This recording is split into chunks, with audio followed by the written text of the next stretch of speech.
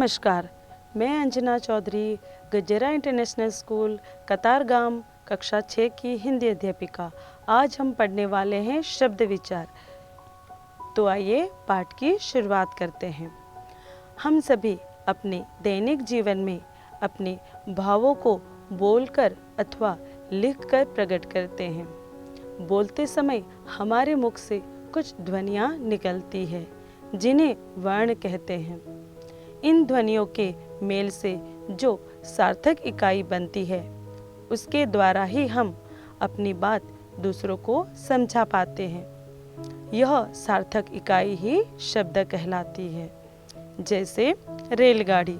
रेलगाड़ी शब्द बना है र प्लस ए, ल प्लस अ, ग प्लस आ, ड प्लस ई से बना रेलगाड़ी।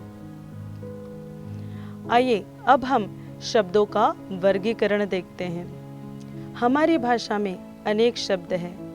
प्रतिदिन उसमें नए शब्द जुड़ जाते हैं।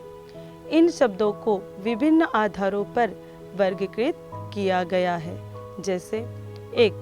उत्पत्ति के आधार पर, 2. रचना के आधार पर, 3. अर्थ के आधार पर, 4. प्रयोग के आधार पर।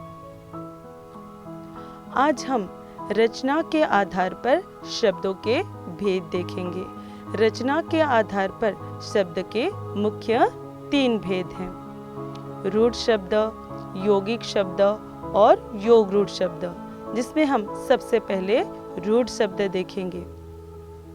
जो शब्द एक निश्चित अर्थ में प्रयुक्त हो और अपने आप में पूर्ण हो, अर्थात जिनके टुकड़े करने पर कोई अर्थ नहीं निकलता, वे रूढ़ शब्द कहलाते हैं। जैसे पुस्तक, पु प्लस तक, कमल, क प्लस मल, दूध, दू प्लस ध। यहाँ पर शब्दों के टुकड़े करने पर उनका कोई अर्थ नहीं निकलता है, यानी कि यह शब्द रूढ़ शब्द है।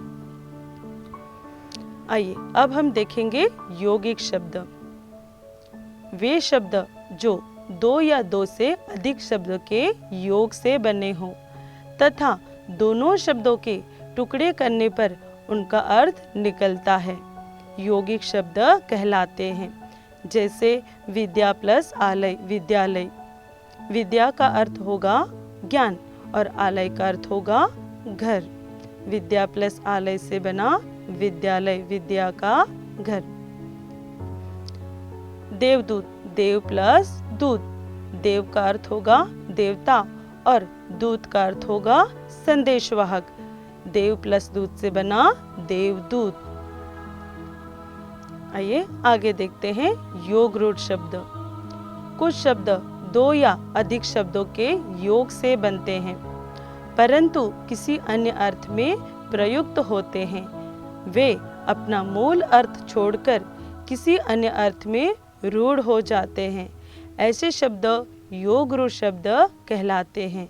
जैसे दशानन। 10 आनन यानी कि सिर वाला रावण। यहाँ पर दशानन शब्द जो है वह रावण के अर्थ में रूढ़ हो जाता है। दूसरा उदाहरण देखें, लंबोदर। लंबा है उदर यानी कि पेट जिसका। गणेश। यहाँ पर लंबोदर शब्द जो है वह गणेश के अर्थ में रूढ़ हो जाता है। तो यहाँ पर हमने रचना के आधार पर 3 भेद देखे। आशा है आपको समझ में आया होगा। धन्यवाद।